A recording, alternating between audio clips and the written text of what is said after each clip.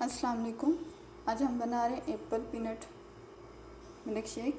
यहाँ मैंने एक एप्पल लिया, काट लिया इसको, थोड़ी सी आइस, 2 चम्मच मूंगफली के, 2 चम्मच शुगर है हमारे पास और 1 गिलास मेरे पास है मिल्क। इस जग में हम डालेंगे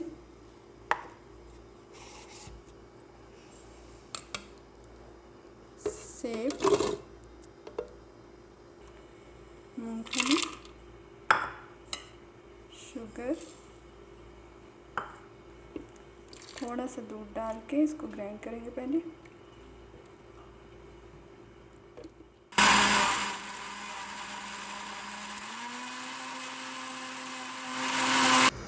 आइस डालेंगे,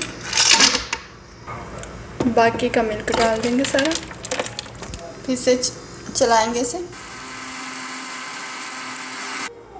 देखिए रेडी है, डिश आउट करते हैं। हमारा Apple peanut milk shake ready है।